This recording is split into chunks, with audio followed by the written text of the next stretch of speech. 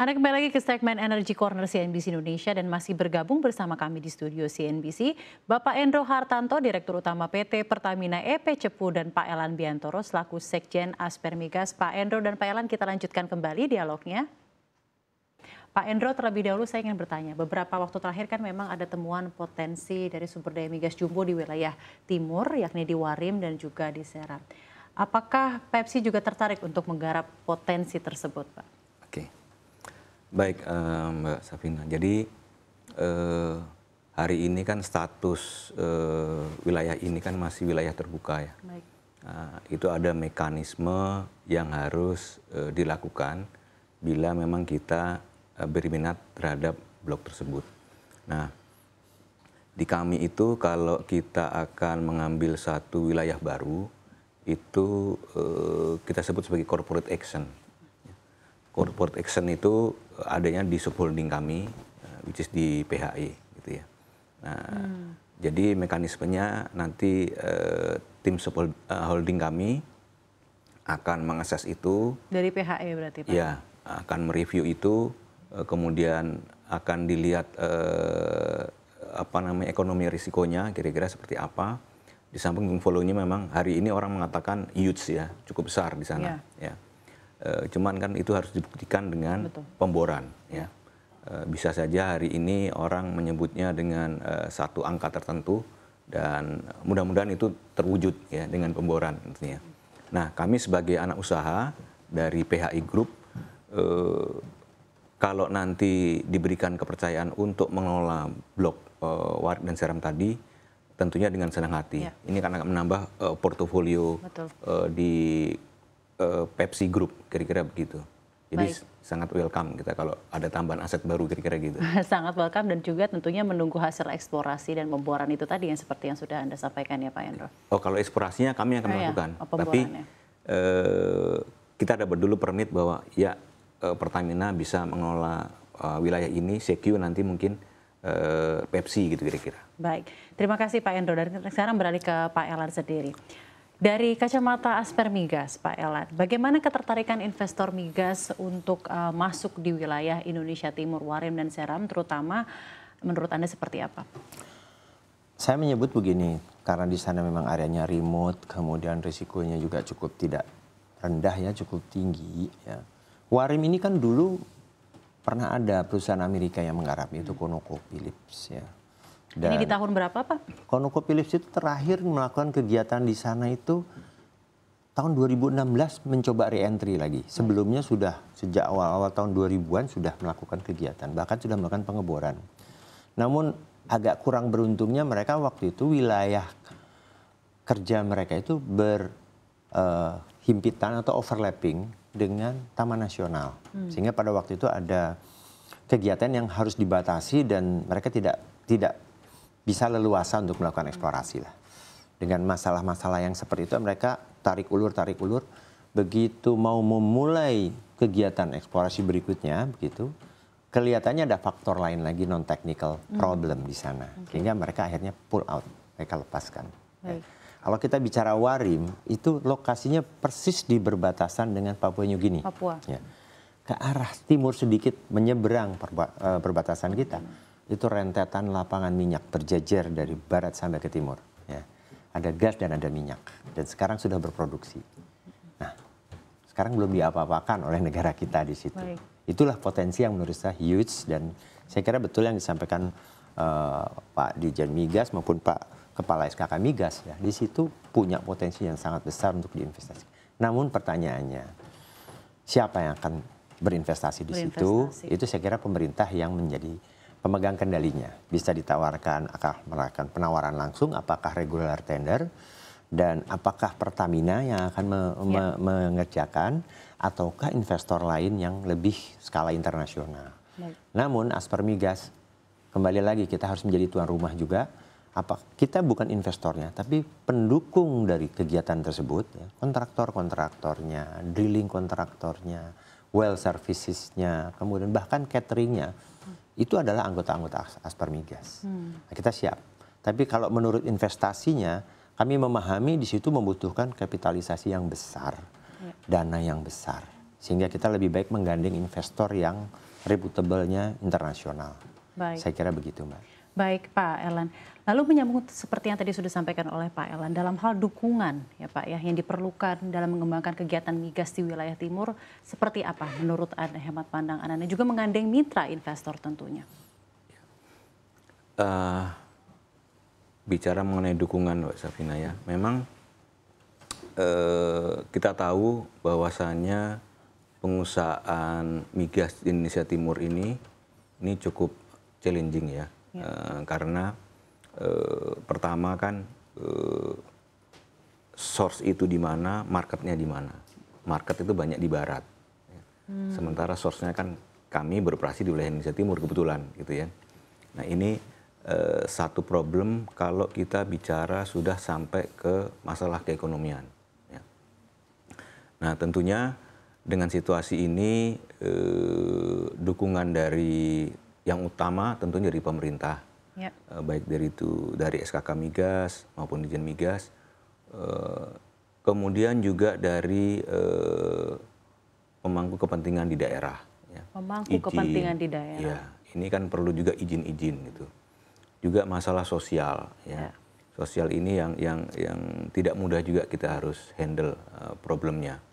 Nah, jadi pemerintah, kemudian juga di pusat maksudnya, kemudian di daerah, juga masyarakat sekitar gitu ya. Nah ini sangat penting untuk kami, di samping juga nanti teman-teman dari Asper Migas ya untuk mendukung program-program kami. Baik. Karena nggak mungkin kami mengusahakan, tapi teman-teman ini migas suffer kan nggak mungkin. Betul. Jadi kita harus hitung bahwa win-win untuk semua gitu ya. Untuk kami ekonomis, untuk Asper Migas juga masuk, kemudian manfaat otomatis untuk wilayah yang di wilayah operasi. Baik.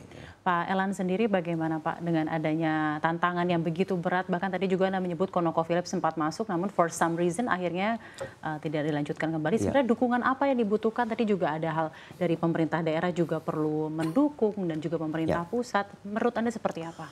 Kita kembali lagi kepada bagaimana berinvestasi secara umum di seluruh dunia itu ada beberapa aspek yang perlu kita hitung ya, kita pertimbangkan. Pertama masalah country risk ya. Country risk itu adalah masalah kondisi keamanan daerah tersebut. Kita tahu kemarin Susi Air aja pilotnya masih disandra gitu.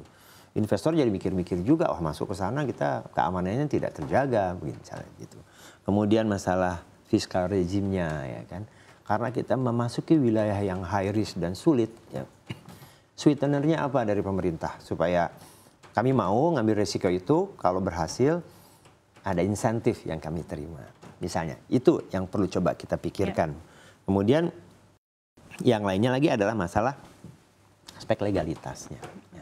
Kepastian hukumnya. Ya. Kita tidak ingin bahwa sekarang begini, nanti 10 tahun lagi berubah undang-undangnya atau aturan hukumnya. Ya. Government itu memegang role tinggi lah dalam hal bagaimana mengencourage ya, menginvite investor untuk bekerja di sana. Kita punya ladang besar masih tidur.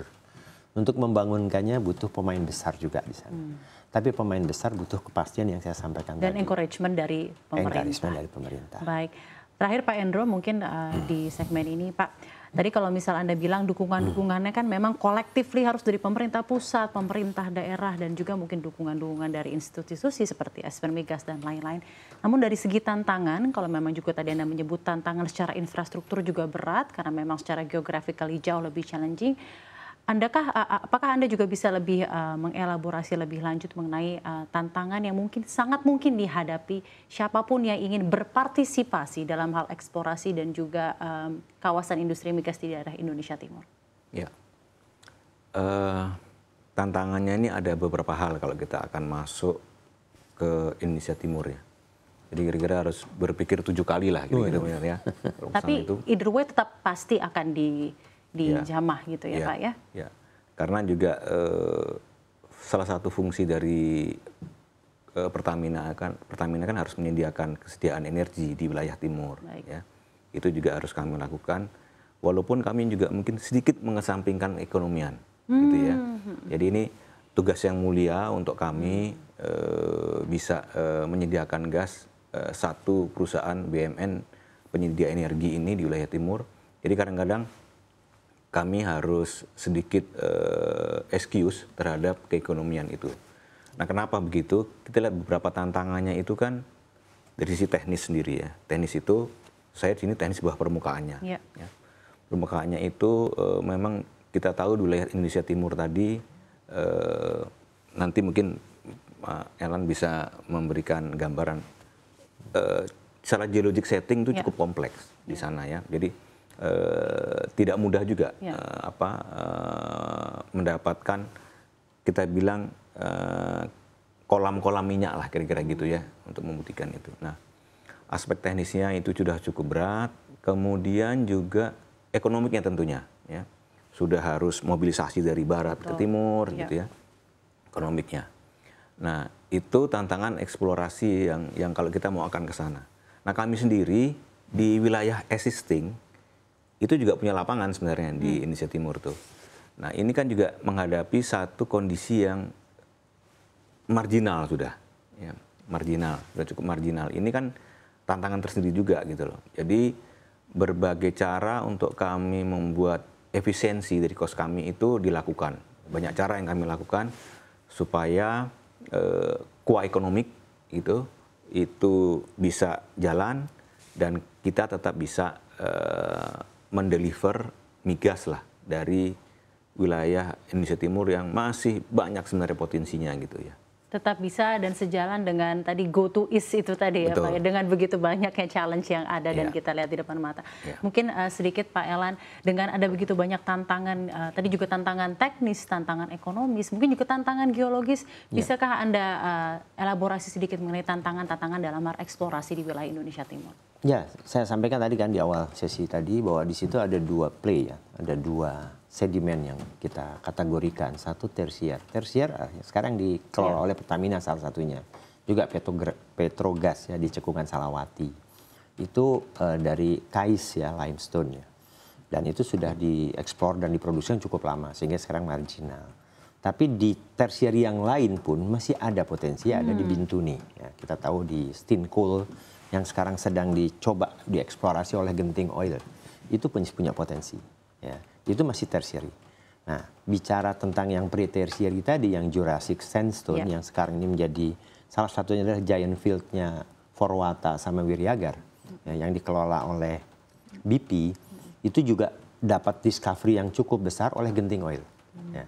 Dan kembali lagi tantangannya, Genting sudah menemukan gasnya, tapi belum bisa dikembangkan karena tidak ada off-taker-nya. Tidak ada off-taker? Ya, pembelinya belum ada. Ya. Kalaupun sudah ada, baru HOA dengan pupuk yang merencanakan akan membangun pabrik pupuk di sana. Ya, nanti mereka akan menggunakan gasnya dari Genting Oil.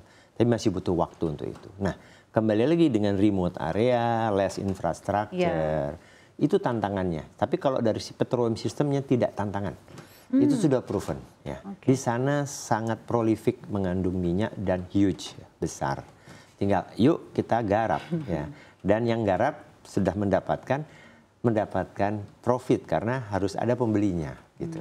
Nah, dengan adanya infrastruktur katanya jalan sudah mulai banyak di sana, kemudian nanti fasilitas pelabuhan, fasilitas airport, aksesibilitas, keamanan dan kondisi politik di sana. Kondisi politik. Bagus, saya kira itu bukan hal yang mustahil dalam waktu dekat kita jadi bisa all will be good kalau misalnya di tantangan ekonomi, infrastruktur dan juga governance-nya terjaga dengan baik di wilayah Indonesia Timur. Kita kawal di situ.